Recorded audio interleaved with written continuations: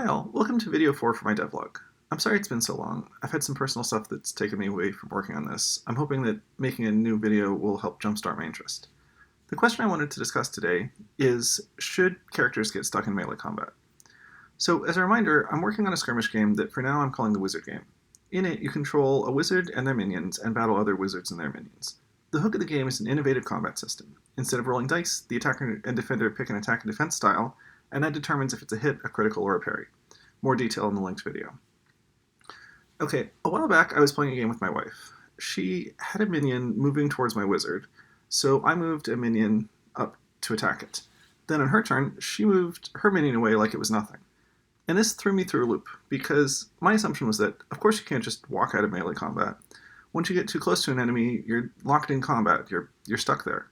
But my wife, who doesn't play war games, didn't have that background assumption, so she assumed that movement was just free. This little assumption made me rethink things. Why are characters locked in combat? Why can't they just move away? In terms of theme, they're not wrestling each other. I'll admit, I haven't been in a lot of real-life sword fights, but I've been in a lot of video game sword fights, and in most of them I can weave in and out of combat. So, if it's not theme, are there good gameplay reasons for it? The short answer is yes, but we'll get to that. So to understand the problems I ran into, there are a couple quick things you need to know about my game.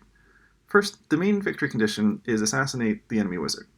Second, each party gets a limited number of actions per turn, so sometimes a character won't attack even if they're in melee. Thematically, this is because the wizard has limited magic to power their minions. Gameplay-wise, this makes for more interesting decisions. Last, most minions are somewhat tough, and it typically takes 2 or 3 attacks to kill even a basic minion. So, I first tried a couple playtests where minions could just run through enemies without penalty, sort of how my wife thought it would work. And I found out that there are good gameplay reasons for characters to get stuck in combat. In most playtests, at some point a few minions would just charge the enemy wizard, and they couldn't put minions in the way to stop it, so the minions would just get through and kill the wizard. It took multiple attacks to kill a minion, so it was really hard to stop them. There just wasn't a good way. And that kind of ruined the game. So I decided that a character did need to be somewhat locked in combat, so wizards had a way to protect themselves. I looked into a number of methods employed by other games, and learned a lot about my game in the process. First, in my previous game Illyria, moving out of melee combat just cost you 1 inch of movement per enemy. I tried that here, and it didn't work.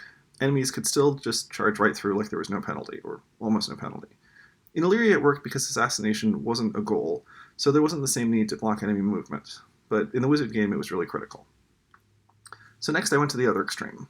I tried something similar to Games Workshop games, which is once you're in combat, there's usually no way to escape. This ended up creating 2 problems. First, it really hurt big characters, because a weaker character could just charge in and tie them up for a couple turns. Second, if a minion got into combat with the wizard, then the wizard was kind of doomed, because they had no way to escape. And both these were particularly obnoxious because minions don't even need to attack every turn, so they could just stand there doing nothing and pin the enemy. Interestingly, this does work in Warhammer for a couple reasons. First, Warhammer is about mass combat, which is hard to escape from, so thematically it makes more sense. Second, Warhammer is more about moving units, so if you can actually lock down an enemy, you've kind of earned it. It's just these subtle things that make it a feature in Warhammer, but a bug in my game. So I needed some kind of intermediate level of being stuck. I thought about Dungeons & Dragons and Hero Escape, where running away gives the enemy a free attack against you. This method works in those games because it gives the defender an interesting decision. Is it worth it to run away?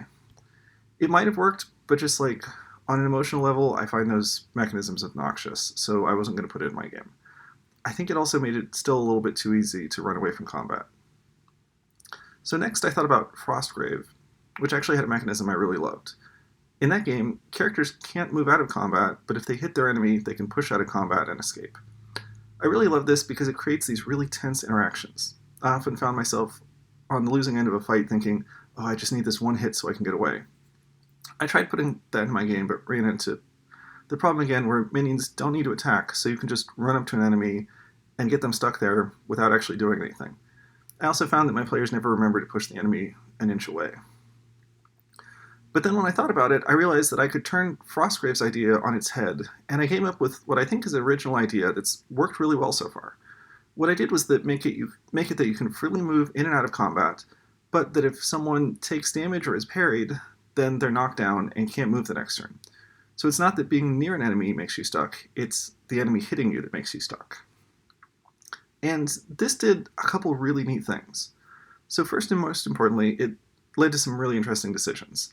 I've found that in playtesting that sometimes knocking down an enemy is more valuable than dealing damage.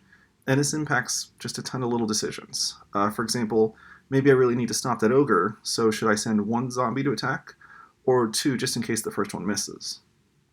And the thing that's unique in this is that in most games, it's the escapee that gets to make the interesting decision. Is it worth the cost to get away?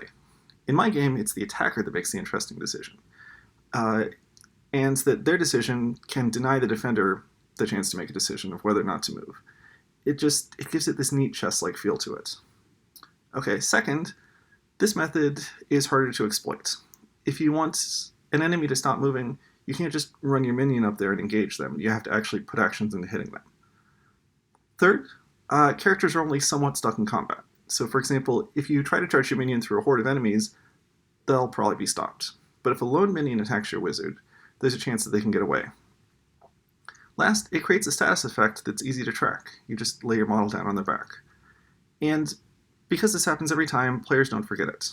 In my experience with Illyria, status effects can be interesting hooks to attach to other mechanisms too. So for example, I've already tried out creatures that deal more damage if the enemy's knocked down, and spells that knock down units instead of dealing damage. More to come on that. So that's where I'm at. This has been a really interesting journey. It's such a basic background assumption that characters get stuck into combat, and if it hadn't been for that game with basically with someone with an outsider's perspective, I probably would have never questioned it. But by re-examining that assumption, I came up with a novel mechanism that leads to more interesting decisions, and I think has really enhanced my game. So for other board game designers out there, I'd ask you to question this assumption yourself. In your game, do characters really need to get stuck into combat? And if so, what's the best way to accomplish it? And more generally, have any of you had an experience like this where someone with a really outside perspective made you question a background assumption and led to a better game outcome? If so, I'd love to hear it in the comments or threads.